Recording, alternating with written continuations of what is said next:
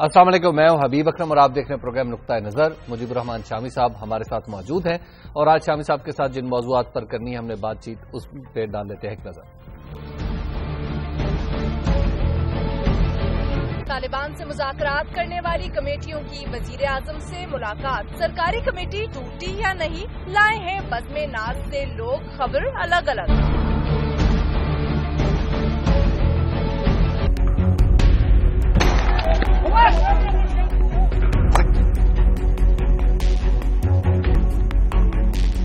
پاکستان کی جیت پر خوش ہونے والے کشمیری نوجوانوں کو بھارت میں غداری کے مقدمے کا سامنا۔ پاکستان کے دل اور تعلیمی ادارے ان طلباء کے لیے کھلے ہیں، پاکستان کی پیشکش۔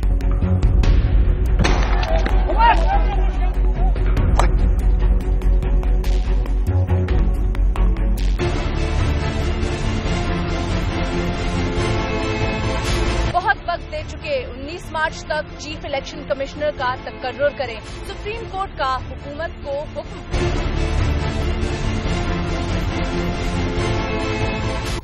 جی، آج کی سب سے پہلی خبر کہ دونوں کمیٹیوں نے جو طالبان سے مذاکرات سے متعلق ہے انہوں نے آج وزیر اعظم سے ملاقات کر لی، اور وزیر اعظم سے ملاقات کے بعد سب سے پہلا جو ایک سوال اٹھا ہے اور اب تک وہ سوال باقی ہے وہ یہ ہے کہ کیا یہ کمیٹی، سرکاری کمیٹی شامی صاحب جس نے وزیر اعظم سے ملاقات کی، کیا یہ باقی ہے تا دم گفتگو؟ بالکل باقی ہے۔ یہ آپ اتنے تیقن سے کہہ رہے ہیں، ورنہ 3 ادارے کم از کم چلا چکے ہیں کہ ٹوٹ گئی، تحلیل ہو گئی، اس کے کئی ارکان تو کہہ رہے ہیں کہ مدعی لاکھ برا چاہے تو کیا ہوتا ہے، وہی ہوتا ہے جو منظور خدا ہوتا ہے۔ ٹھیک بھائی، وزیر اعظم کو تجویز پیش کی گئی تھی ٹھیک ہے کہ اس کمیٹی کا رول ختم کر دیا جائے اور اب ایک نیا میکینزم بنا لیا جائے، ٹھیک، کیونکہ کمیٹی کے بعض ارکان جو ہے نا ان کی یہ رائے تھی، لیکن وزیر اعظم نے اس سے اتفاق نہیں کیا۔ اچھا، انہوں نے کہا کہ یہ کمیٹی موجود رہے گی اور اس میں کب اضافے کی ضرورت پڑے گی، تبدیلی کی ضرورت پڑے گی، وہ اپنی ثوابدید کے مطابق کریں گے۔ ٹھیک ہے نا۔ اور جو ہماری جو ہم تک بات پہنچی ہے اٹھتی تو چودھری نثار علی صاحب نے بھی یہی بات کہی کہ بھئی دیکھیے، یہ ایک جو پولیٹیکل لیڈرشپ ہے نا، جی، اس کے پاس یہ لگام رہنی چاہیے مذاکرات کی، اور وہ اس کمیٹی کی بقا کی صورت میں رہتی ہے۔ یہ کمیٹی جو ہے یہ اس کا ایک سیاسی چہرہ ہے اور یہ وزیر اعظم کی نمائندگی کر رہی ہے، تو اس میں ترمیم ہو سکتی ہے، اس میں کچھ اضافہ ہو سکتا ہے، اس کی سب کمیٹی بن سکتی ہے، ٹھیک، لیکن اس کو موت کے گھاٹ اتارنے کا کوئی پروگرام نہیں ہے ابھی تک۔ تو شامی صاحب پھر جو خبریں چلیں کہ وہ ذرائع سے خبریں چلی، وہ کیوں، کون سے ذرائع؟ اب یہی 4-5 لوگ ہی ہوں گے نا جن میں سے ذرائع بتائیں نا، وہ ذرائع بتائیں، وہ خبریں بتائیں۔ ہم نے تو جو وہ ویسے وہ کیا کہتے ہیں کہ کس کا یقین کیجئے، کس کا یقین نہ کیجئے، لائے ہیں بزم ناز سے لوگ، خبر الگ الگ، لیکن میں نے اس بات پر یقین کر لیا کیونکہ کمیٹی کے متعدد ارکان سے آف دی ریکارڈ گفتگو ہوئی ہے، ٹھیک ہے، ادھر والے بھی اور ادھر والے بھی، تو سب اس بات پر متفق ہیں کہ وہ موجود ہے بقائمی ہوش و حواس۔ تو پھر شامی صاحب سمیع الحق صاحب جو کہتے ہیں کہ اس میں مقتدر حلقے شامل ہوں، تو اس کا کیا مطلب؟ نہیں، وہ شامل ہو جائیں گے اگر ضرورت ہوگی، وزیر اعظم سمجھیں گے تو۔ یہ تو سمیع الحق صاحب کی تجویز ہے نا۔ سب سے بڑا مقتدر حلقہ تو خود وزیر اعظم ہاؤس ہے، ٹھیک، جو چیف ایگزیکٹو ہیں وزیر اعظم، ان سے بڑا کوئی مقتدر حلقہ نہیں پایا جاتا۔ مولانا سمیع الحق صاحب کو یا کسی اور مولانا کو یا کسی غیر مولانا کو یہ اب غلط فہمی دور کر لینی چاہیے اور ماضی کے دھندلکوں سے باہر آ جانا چاہیے۔ ٹھیک، تو اب یہ مقتدر حلقہ جو چاہے گا اور جس کو شریک کرنا چاہے گا یا جس کو جس سطح پر بھی انوالو کرنا چاہے گا وہ کر لے گا فیصلہ۔ اور دنیا میں جو مذاکرات ہوتے ہیں، جو بات چیت ہوتی ہے، اس میں بہت سے معاملات ہوتے ہیں جو ٹیکنیکل نوعیت کے ہیں، سب کمیٹی بن جاتی ہے۔ ٹھیک، بلکہ دیکھیے کہ آج تو دیکھیے مولانا سمیع الحق نفس نفیس تشریف لے گئے، خبریں تو آ رہی تھی کہ ناشتے پہ گئے ہیں، لیکن معلوم ہوا کہ ناشتہ تو وہاں نہیں تھا، تو چائے پی ہے۔ اللہ عالم، ہم نے تو دیکھا نہیں کہ بھئی انہوں نے کیا کچھ کھایا پیا، کچھ نہ، بہرحال تو نواز شریف صاحب کی تو اپنی روایت ہے، تو کچھ نہ کچھ تو ان کی خاطر تواضع کی ہوگی. لیکن بہرحال مولانا اس کرسی پر بیٹھے جس پر پہلے عرفان صدیقی صاحب بیٹھے تھے. بالکل. وزیر اعظم کے ساتھ والی جو کرسی تھی اس پر مولانا براجمان تھے. ٹھیک ہے. اور اب عرفان صدیقی صاحب اور وزیر داخلہ صاحب جو ہے وہ سامنے کے صوفے پہ بیٹھے ہوئے تھے. تو مولانا کی خاصی آؤ بھگت ہوئی اور اس حوالے سے تو انہوں نے کچھ کام بھی دکھایا ہے نا. دیکھیے بالکل. اب لوگ کہتے تھے مولانا کی بات کہاں سنی جاتی ہے، نہیں سنی جاتی، لیکن سنی گئی. اور ایک دیکھیے یہ جو کمیٹی ہے نا جی، اب اس میں اس کو ختم کیوں کیا جائے یہ بات میں بھی سمجھنے سے قاصر ہوں.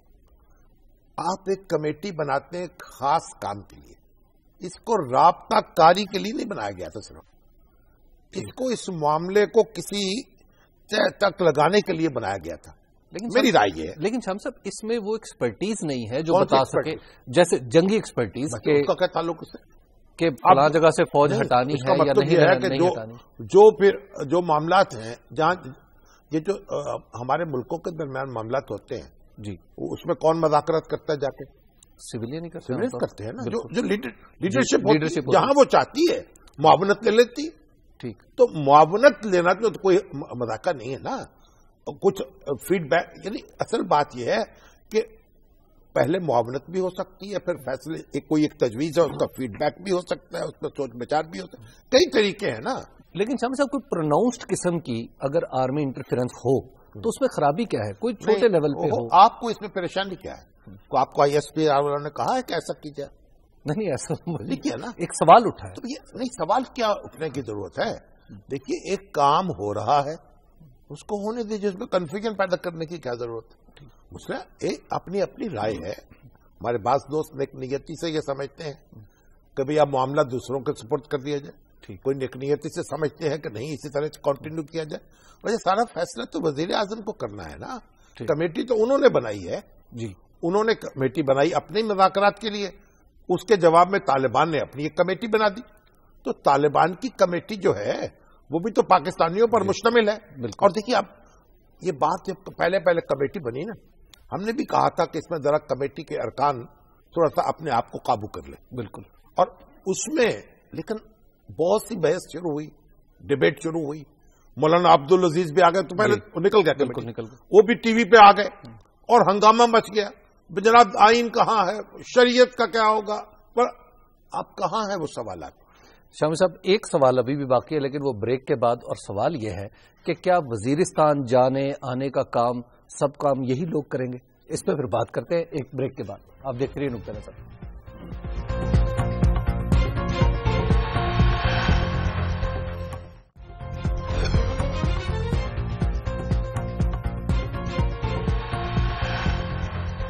نظر میں ایک بار پھر خوش آمدید. بات ہو رہی ہے سرکاری کمیٹی کے رول پر. اب شامی صاحب نے بتا دیا ہے کہ وہ تو بچ گئی اور کمیٹی انٹیکٹ ہے. میں یہ سمجھنے سے قاصر ہوں یہ کمیٹی ایشو کیا ہے، یہ میڈیا کا کیا ایشو، ہمارا کیا ایشو ہے؟ شامی صاحب خبر ہے، کیا خبر ہے؟ کوئی خبر دیتا ہے کمیٹی کر رہے ہیں جی، جو خبر موجود نہیں ہے اس کو خبر بنا رہے. بھائی یہ کمیٹی جو ہے اس نے ڈلیور کیا ہے. دیکھیے جو کنفیوژن تھی اس کے کام کرنے سے پہلے ہی وہ ختم ہوئی ہے، کم ہوئی ہے. مولانا عبدالعزیز کی باتیں کہاں گئی؟ ہوا میں ہو گئی. اور شریعت کے نام پر کیا ہوگا جی؟ بھائی ایجنڈا واضح ہو گیا، امن قائم کرنا ہے. اس کے لیے جو علاقے ہیں جی شورش زدہ ان کے معاملات کو درست کرنا ہے. ساری وہی گفتگو ہو رہی ہے اسی پر. اور خود مولانا سمیع الحق نے، ان کے رفقا نے بھی بڑا کردار ادا کیا اچھی طرح اس میں. آپ دیکھیں اب ان کی باتیں بھی سن لیں آپ. تو یہ ہم سارا یعنی ایک جھاگ جو ہے وہ جھاگ کی طرح بیٹھ گئی، باقی باتیں بالکل بیٹھ گئی. پھر اس کمیٹی کو کچھ کریڈٹ تو دیں گے نا. تو اب جب کمیٹی نے ایک مرحلہ سر کیا ہے، ایک بات چیت واضح رخ پہ پہنچی ہے، تو یہ اور جو رابطے ہو نہیں پا رہے تھے عرصہ دراز سے، اب کوئی داد تو اس کی دی جائے نا. اور نواز شریف صاحب جو ہیں ان سے کسی کو اختلاف ہو یا اتفاق ہو، وہ بچے تو نہیں ہے بھائی. لیکن شام صاحب جی ان کب سے پالیٹکس میں ہیں؟ 1985 سے، اس سے پہلے ہی سے بھی تھے، 80 سے. تو اب اتنا عرصہ جو ہے ہو گیا ہے سیاست میں. آپ دیکھیے کتنے سال ہو گئے، 80 سے آپ 20 سال بالکل، اور 13 سال 14 سال 34 साल हो गए उनको। बिल्कुल।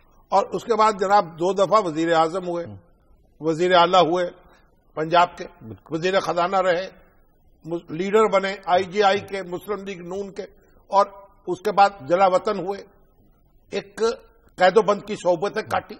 एक सर्दो गर्म चशीदा शख्स है और मामलात को समझ। आज पाकिस्तान की सियासत में या ऐवान इख्तिदार में उनसे तजर्बाकार सियासतदान नहीं है। ठीक। और वो उन्होंने सोच समझ कर एक इकदाम किया है। अब जो सोच समझ कर जब दूसरा इकदाम करने की जरूरत होगी तो वो कर लेंगे। अभी तक तो उनको इत्मीनान होना चाहिए, बल्कि है भी, कि मामलात जो है दुरुस्त समत में आगे बढ़े। अच्छा शम्स साहब, अब बात हो रही है जी वजीरिस्तान में मामलात बराह रास्त तालिबान की शुरा से होंगे और खुफिया मकामात पे मीटिंग्स होंगी। देखिए, अब वो कौन करेगा? वो जब जहां जिसको जरूरत होगी। मेरी जो मैंने सुना है कि मौलाना समीउल हक ने ये बात उनको कहा गया भी एक आदमी हम आपका भी साथ जाए। ठीक है, उनका ठीक है जाए, तो नाम भी दे दिया। रुस्तम शाह महमद जो है वो साथ जाएंगे। अच्छा, आज तो आपने एक ब्रेकिंग न्यूज पे ब्रेकिंग न्यूज दे। नहीं, वो साथ जाएंगे। ठीक। और कोई कभी जरूरत पड़े तो मेजर आमिर भी जा सकते, जरूरत पड़े तो रहीमुल्लाह यूसुफ से भी जा सकते, खुद इरफान सदीकी साहब भी ये रिस्क ले सकते। ठीक। देखिए, बात यह है हमें सब्सटेंस पे जाना चाहिए। सब्सटेंस ये है कि राब्ते हुए हैं, बात चल निकली है, देखे कहां तक पहुंचे। फैसले में ये कमेटी किस हद तक रोल प्ले कर सकती है, या अभी तक सिर्फ राब्ता ही होगा, उधर की तजवीज इधर? इसको कोई इख्तिदार सुपुर्द नहीं कर दिया गया मुल्क का, या तालिबान ने अपनी कमान मौलाना समीउल हक को तो नहीं दे दी। ठीक। ये तो जब गुफ्तगू होती है, शील्ड होती है। ये जो कमेटियां होती हैं, ये आर्गूमेंट देती हैं, ये बहस करती हैं, ये पॉइंट्स नए आते हैं, पुराने पॉइंट, जिस तरह आप देखें ना, ये चीजें जो हैं निखरती चली जाती हैं। कमेटियों का काम है बहस मुबासा। अब वो करके फिल्टर करके चीजें जो हैं वो फरीकैन के सामने आ जाती हैं। बिल्कुल। तो उनको फैसला करने में आसानी होती है। ठीक। ये मतलब ये नहीं है कि इन्होंने ऐवान खसूसी मुआवन मुकर्रर हुए वजीर आजम के। बिल्कुल। वजीर आजम की जगह नहीं ले ली उन्होंने। ठीक है। तो बात यह है, हमें उसी तनाजुर में देखना चाहिए और इन चीजों में नहीं देखना चाहिए। बात आगे बढ़े, कोशिश ये करनी चाहिए। अच्छा शम्स साहब, आज वजीर आजम से जब गुफ्तगू हो गई है तो बात आगे कहां तक बढ़ी है, कैसे बढ़ी है? आगे बढ़ी है कि अब आप तालिबान से बातचीत हो गई। आज उन्होंने कहा मौलाना समीउल हक ने कि वजीर आजम से हमारी मुलाकात होनी चाहिए। मुलाकात हो गई। ठीक है, 2 दिन के अंदर अंदर। और उसके बाद आप देखेंगे, आप वो जाएंगे तालिबान से मिलने के लिए, उनके सारे इंतजाम होंगे, फैसिलिटेट किया जाएगा उनको, और जरूरत होगी तो जिस तरह का वो महफूज इलाका चाहते हैं वो भी बना दिया जाएगा। ठीक। देखिए, where there is a will there is a वे। जहां आपका इरादा हो वहां रास्ता निकलता है। तो रास्ता जो है वो मंजिल नहीं होता। हम मंजिल को रास्ता बना रहे हैं, रास्ते को मंजिल बना रहे हैं। ठीक। तो शम्स साहब, अब एक मेरा इस हवाले से एक सवाल जहन में आता है कि उस तरफ से एक फहरिस्त आ जाती है, मैं एक स्पेकुलेट कर रहा हूं, उस तरफ से एक फहरिस्त आ जाती है जी कैदियों की, ये गैर अस्करी कैदी हैं, इनको आप छोड़ दें। अब कमेटी को कहा जाता है जी छोड़ें, कमेटी अब कहती है हाँ जी छोड़ देते हैं, फिर क्या होगा? ऐसे कमेटी को ऐसे कोई अप्रेंटिस बैठे हुए वहां के इंटर्नशिप करने आए हमारे प्रोग्राम के साथ लगे हुए हैं, वो देखिए वो अपनी वो फहरिस्त लेके वो वज़ीर दाखिला को दे देंगे। ठीक है, वज़ीर दाखिला उसको एजेंसियों से चेक कर लेंगे। अगर कोई जरूरत महसूस करेंगे तो किसी आदमी की उनके बराह रास्त उनके किसी कमांडर से मुलाकात भी करा देंगे। ठीक, डिस्कशन भी हो जाएगी। इसमें कोई ममानियत नहीं है, जो चाहे वो कर सकते। देखिए, ये कोई जरूरी नहीं कि कमेटी जो है कोई ऐसी बदबक हो गई है कि इसके बगैर कोई जुम्बश नहीं हो सकती। भाई, बनाने वाला जो है, तख्लीक करने वाला, वो अपनी तख्लीकी सलाहियत से थोड़ी दस्तबरदार हो गया है। शाह साहब, अगली खबर की तरफ जाने से पहले एक सवाल जहन में अटक गया। इस कमेटी को तोड़ने की कोशिश कौन कर रहा है और क्यों?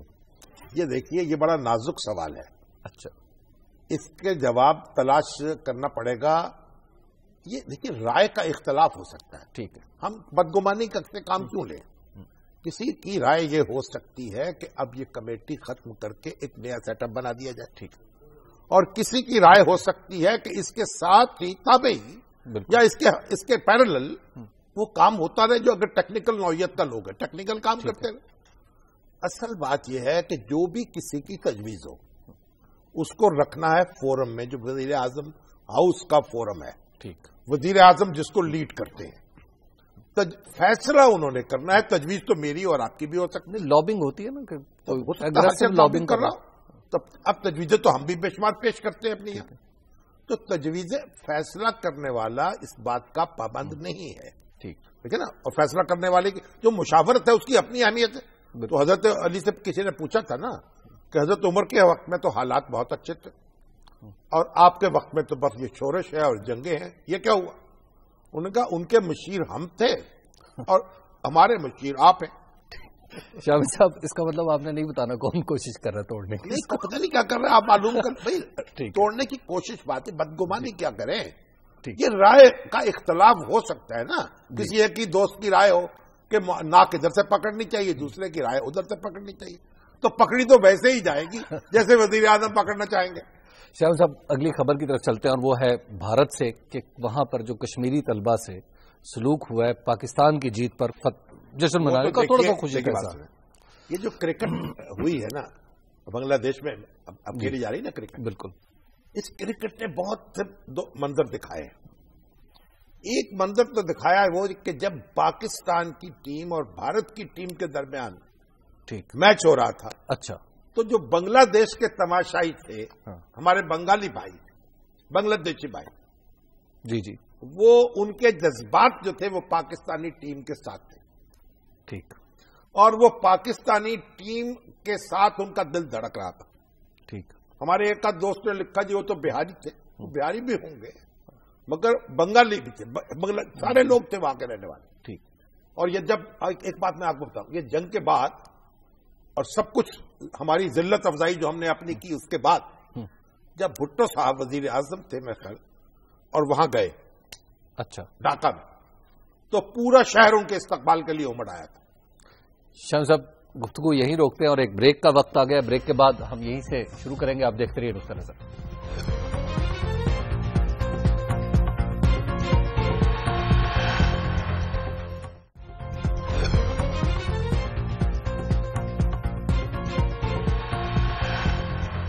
نقطہ نظر میں ایک بار پھر خوش آمدید۔ بات ہو رہی تھی کشمیری اسٹوڈنٹس کی فلائٹ کے حوالے سے جس کا سامنا انہیں بھارت میں کرنا پڑا۔ ہاں، تو میں آپ سے عرض کر رہا تھا کہ دو باتیں، جب بنگلہ دیش میں پاکستانی اور انڈین ٹیمز کا مقابلہ تھا تو بنگلہ دیشی عوام کا سینٹیمنٹ پاکستان کے ساتھ، ٹھیک ہے، میں بھٹو کی بات بتا رہا تھا آپ کو، جی، جب وہ وہاں گئے لاکھوں لوگ استقبال کے لیے گئے، اور جنرل ضیاء الحق کے ساتھ تو میں خود وہاں گیا، اچھا، اور جنرل ضیاء الحق گئے تو جگہ جگہ جو تھی استقبال ایسا تھا کہ آپ اس کی بیان نہیں کر سکتے، اور وہ ساری تلخی کا کہیں کوئی ذکر، کوئی مظاہرہ گیا۔ ایک دفعہ جنرل ارشاد تھے، اس سے پہلے جنرل ضیاء الرحمان تھے، ٹھیک، جب سارک کی بنیاد رکھی گئی اس وقت بھی میں گیا تھا جی بنگلہ دیش، اور کوئی تلخی اور بس وہ پرانی باتوں کا ذکر، جیسے جب گلے سے لگ گئے سارا گلا جاتا رہا، ٹھیک۔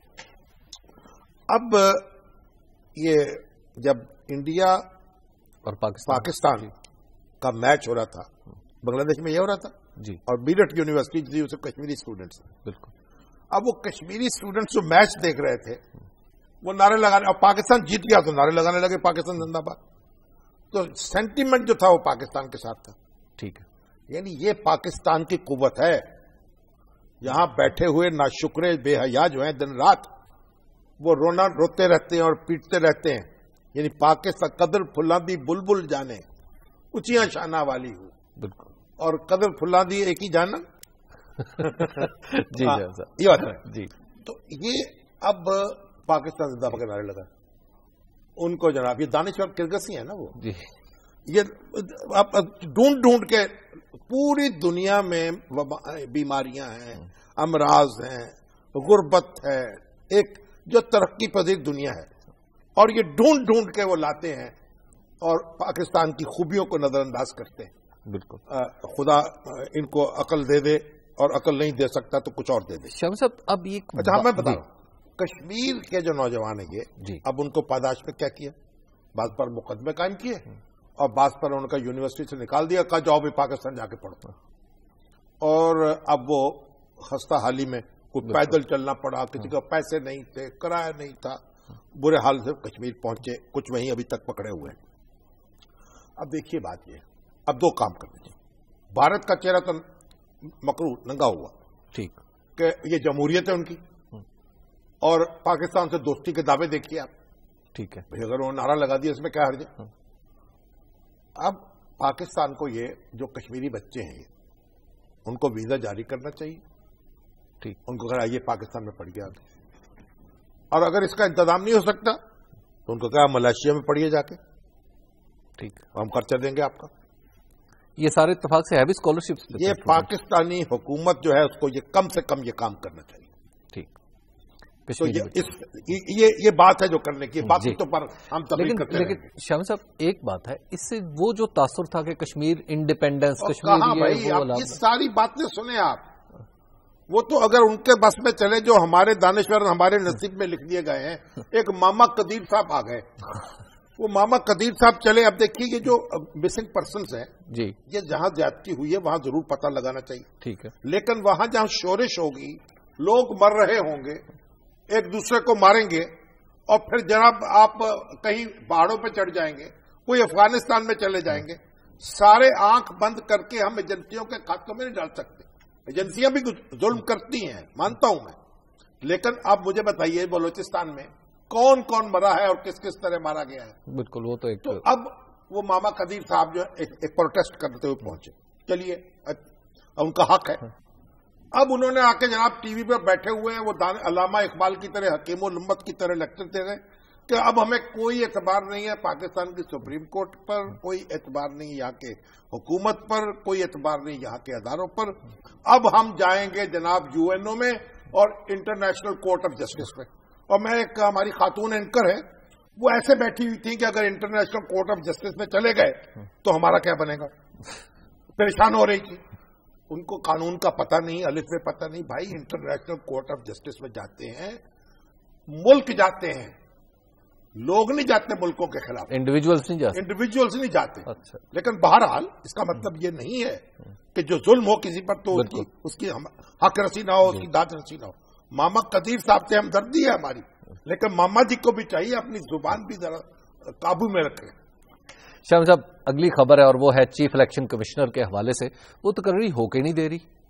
نہیں، وہ تقرری تو آپ پتہ ہے، میں سمجھنے سے قاصر ہوں، یہ موجودہ حکومت جو ہے یہ کتنے ادارے جو ہیں وہ خالی پڑے ہیں اور وہاں کوئی یعنی تقرری نہیں ہو رہی۔ HEC جو ہے اس کی تقرری مصیبت ہوئی، اس کا چیئرمین نہیں مقرر ہو رہا، کیا قیامت ٹوٹ پڑی ہے۔ ایک آسن اقبال صاحب جو ہے ان کی کمیٹی بنی، وہ کمیٹی آخر پتہ نہیں کام نہیں کر سکی، پھر دوسری کمیٹی کی خبر آئی۔ یہ کیا تماشا لگایا ہے، بالکل، اور یہ کیا گورننس ہے جس کا مظاہرہ کیا جا رہا ہے۔ اب یہ چیف الیکشن کمیشنر، اس میں کیا بری بات؟ اب خبر آ رہی بھگوان داس بن جائیں گے۔ بھئی اپوزیشن اور حکومت نے جس سے اتفاق کرنا اس کو بناتے، لیکن اس میں کوئی ترمیم کا مسئلہ کوئی سپریم کورٹ ترمیم کریں جو کرنی ہے، نہیں کریں تو کسی اور پہ اتفاق کرنا۔ اب سپریم کورٹ جو ہے نا اس کا ڈنڈا حرکت میں آیا ہے، اور تو پھر اب اس کے لیے کوئی کام شروع ہوا ہے۔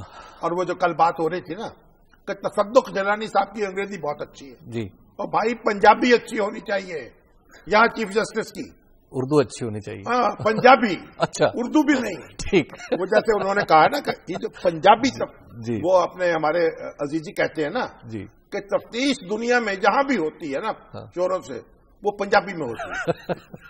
تو یہ تفتیش تو پنجابی میں ہونی ہے ساری، اور حکم بھی پنجابی میں ہونا چاہیے، مگر نہ کانوں پہ جو نہیں لکھتی۔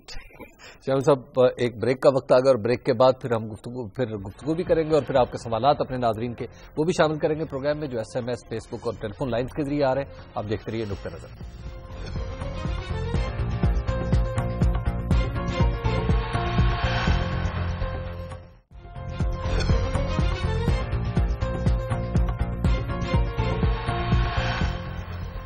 نقطہ نظر میں ایک بار پھر خوش آمدید۔ یہ حصہ آپ کے سوالات کا، لیکن سوالات کی طرف جانے سے پہلے شامی صاحب یہ آپ نے آج سامنے فائلز بڑی رکھی ہوئی ہیں یار، یہ ایک institute for policy reforms IPR، اچھا، یہ ایک بنیاد ڈالی ہے اس کی ہمارے ہمایوں اختر خان نے۔ ٹھیک، سیاست سے تو ایک قسم سے ریٹائرمنٹ ہی ہو گئی، اچھا، مسلم لیگ نون سے ٹکٹ ہی نہیں ملا، تو اب وہ اپنے دل بہلانے کے لیے یا کچھ خدمت کرنے کے لیے انہوں نے یہ ادارہ بنایا۔ ٹھیک، اب اس کے یہ تھنک ٹینک جو ہے نا، اس میں بڑے بڑے دانشور اور معاشی ماہر اور سابق جرنیل اور بیوروکریٹ ٹھیک، اس میں شامل ہیں، اور اس کے مینیجنگ ڈائریکٹر ہیں ہمارے پاشا صاحب، حفیظ پاشا صاحب، واہ، ڈاکٹر عطاء الرحمان بھی اس میں شامل، اور چیئرمین اس کے ہیں خود ہمایوں صاحب اور اس کی اور اس میں ایسے لوگ بھی شامل ہیں جو مسائل پیدا کرنے میں جن کا بڑا حصہ رہا کیونکہ جو ریٹائرڈ جرنیل ہیں، ریٹائرڈ بیوروکریٹ ہیں، تو وہاں بھی تو کنٹریبیوشن رہی ہے نا ماشاءاللہ. تو بہرحال اب وہ مسائل کا حل تلاش کریں گے، اچھی بات ہے. تو اب یہ جو ہے انہوں نے اس کی اہم بات یہ ہے کہ انہوں نے کہا کہ یہ ہم کوئی چندہ نہیں لیں گے، ڈونیشن نہیں لیں گے. اچھا. نہ اندرون ملک سے نہ بیرون ملک سے، اپنے وسائل سے یہ کام کریں گے. کارپوریٹ سیکٹر اس کے وسائل دے گا، وہ ان کی اپنی جو کمپنیز ہے بالکل وہی اس کو فنڈ کریں گی. میرا خیال کیا ہو سکتا ہے کوئی دوست بھی دے دے. تمہارا یہ ایک اچھی بات ہے. اور اکانومی پہ انہوں نے کہا کہ ہم رپورٹ پیش کیا کریں گے، اور 6 مہینے کی رپورٹ انہوں نے پیش کی ہے، وہ کسی وقت پھر ڈسکس کریں گے. ابھی کچھ اس میں اچھی بات بھی تھی، کچھ یہ بھی تھا کہ پریشانی بھی تھی، لیکن ہمارا حفیظ پاشا صاحب کی رپورٹ ہے، اس وقت وقت نہیں ہے. شامی صاحب، یہ ہے جی حامد جنیجو صاحب، انہوں نے آپ سے ایک ہی سوال پوچھا ہے کہ کیا چیف جسٹس آف پاکستان کو اردو یا انگریزی نہیں بولنی چاہیے؟ اردو بولنی چاہیے، انگریزی بولنی چاہیے، بالکل ٹھیک ہے. تو پنجابی کا آپ نے ذکر کیسے؟ پنجابی بولنے کا ایک محاورہ ہے، یعنی جب آپ نے کوئی درلے سے کوئی بات کرنی ہو یا چھترول کرنی ہو تو پھر کہتے ہیں پنجابی بولنا. تو بھائی صاحب یہ سمجھے، میں تو خود زندگی بھر اردو بولتا ہوں، اگرچہ نجیب الطرفین پنجابی ہوں ہزاروں سال سے. جی اچھا، ایک بات سن لیجیے. یہ کہتے ہیں ہمارے مہر صاحب کہ تھر میں غذائی قلت سے 3 ماہ میں 121 بچے مارے گئے ہیں. اور یہ ہمارے کراچی سندھ کے اخبار نویس ہیں. تو وہ کہتے ہیں کہ 5 ارب روپے ثقافت میں لگ گئے ہمارے. چلیے اللہ تعالیٰ آپ کو صبر دے اور کرے. یہ نعیم گجر صاحب ایڈوکیٹ ہیں، انہوں نے مجھے میسج کیا ہے کہ یہ پطرس مسیح ایک مسیحی نوجوان ہے جس کو ایک قتل کے الزام میں مطلب موت کی سزا ہوئی، اور اس کی دیت کے پیسے ادا کرنے. وہ کہتے ہیں طاہر سندھو صاحب جو ہیں وہ وزیر انسانی حقوق کے، وہ یہاں آئے تھے، انہوں نے کہا تھا کہ ہم اس کی مدد کریں گے، اور اس کے بعد بھول گئے، ٹیلی فون بھی نہیں سنتے. تو طاہر سندھو صاحب اس کی کوئی آپ مدد کریں اس بیچارے بچے کی جس سے غلطی سرزد ہوئی. اب تو اب یہ ہے کہ اور کوئی اگر صاحب چاہیں تو وہ بھی نعیم گجر صاحب ایڈوکیٹ سے رابطہ کریں، یہ ان کی اپیل ہے. شامی صاحب، یہ ایک بڑا دلچسپ سوال آیا ہے. یہ گل جی ہیں، گل جی نے کہا جی کہ مجھے 2 دن پہلے برطانیہ کی شہریت ملی ہے، اور جیسے یہ شہریت ملی ہے مجھ پہ ایک بات واضح ہے کہ میں جب چاہوں، جب اگر ہمت کروں اور حالات ساتھ دیں تو میں یہاں کا وزیر اعظم بن سکتا ہوں. لیکن اپنے پاکستان میں بطور ایک منورٹی ممبر ہوتے ہوئے میں ایک کونسلر منتخب نہیں ہوں. ان کو کہیں ملکہ بن کے دکھائیں، بادشاہ بن کے دکھائیں، شہزادہ چارلس بن کے دکھائیں. وہاں تو ایک خاندان ہے، اس کا ہی کانسٹیٹیوشنل ہیڈ اسی کا ہوگا. سربراہی جو ہے ایک خاندان کی، باپ کے بعد بیٹا، بیٹے کے بعد بیٹی، بیٹی کے بعد بیٹا. تو آپ تصور، عام آدمی تصور ہی نہیں کر سکتا. وہاں جمہوریت نظر آتی ہے، ہمارے یہاں ان کو کیڑا پڑ گیا. ریاض چودھری صاحب ہے لاہور سے ہمارے ساتھ فون لائن پہ. جی السلام علیکم ریاض چودھری صاحب. وعلیکم السلام. ہاں جی حضور فرمائیے. جی جناب والا، گزارش یہ ہے کہ ایک ادارہ ہے نیکٹا، انسداد دہشت گردی کا قومی ادارہ. ٹھیک. یہ 5 سال پہلے قائم ہوا. ہاں جی. اور گیلانی صاحب کے دور میں رحمان ملک نے کوشش کی کہ یہ ادارہ وزارت داخلہ کے تحت ہو. ٹھیک. اس کا ایکٹ یہ کہتا ہے کہ یہ ادارہ وزیر اعظم کے تحت کام کرے گا. ٹھیک. اب اس ادارے کے ذریعے 26 ایجنسیز ہیں جن کو اس کے ذریعے وزارت داخلہ کے تحت کرنا چاہتے ہیں. 450 بنگلے ابھی حال ہی میں اس کے لیے ایکوائر کر لیے گئے. اچھا. ان کا بجٹ دیکھیں، اور جس ملک کو مالی بحران کا سامنا ہو وہاں یہ ایسا ادارہ بنانا. صاحب یہ دہشت گردی کا مقابلہ بھی تو کرنا ہے نا. تو 5 سال میں اس نیکٹا نے کیا کیا؟ کچھ بھی نہیں کیا. وہ تو قیادت جو کی دیکھیں نا، رحمان ملک صاحب کے ہاتھ میں تھی، اب چودھری نثار علی صاحب کے ہاتھ میں ہوگی. وہ کہتے ہیں میں کوئی نتیجہ دکھاؤں گا. بہرحال جو آپ نے بتائی یہ بات، اگر کوئی وضاحت کر دے کہ اتنے بنگلے لیے گئے یا نہیں لیے گئے تو اچھی بات ہوگی. حالانکہ اس دن چودھری نثار صاحب تو کہہ رہے تھے کسی چھوٹا سا بنگلہ ہے ان کا، کوئی اس کا کرایہ بھی بر وقت نہیں ادا کیا. ان کے افسروں کے لیے لیے گئے. واللہ عالم. شامی صاحب یہ جی چودھری ریاض صاحب بڑے باخبر اخبار نویس ہیں، سینئر. ریحان خان صاحب ہے جی. ریحان خان صاحب نے بڑا دلچسپ سوال کیا شامی صاحب. وہ کہہ رہے ہیں کہ جمشید دستی صاحب جس طرح اپنے اپنے الزامات کے لیے ثبوت لا رہے ہیں. شامی صاحب اب آپ کیا کہتے ہیں؟ نہیں ثبوت تو کیا، تو بیچارے ان کے اوپر ہی FIR درج ہو رہی ہے، وہ تو پریشان ہے. بھائی بات یہ ہے کہ ہر معاملہ ہر بات ثبوتوں کے ساتھ لگانی چاہیے جی. اور اگر ثبوت نہ ہو تو آپ کو معلوم ہے، آپ کسی پر بدکاری کا الزام لگاتے ہیں، اگر آپ کے پاس ثبوت نہیں ہے تو آپ پر 4 گواہ پیش نہیں کر سکتے، تو آپ پر حد لگتی ہے، اسے حد قذف کہتے ہیں. تو اسلام نے یہ بھی کہا ہے کہ گندگی کی تشہیر نہ کی جائے، اسے دبائے رکھا جائے جہاں وہ ہے.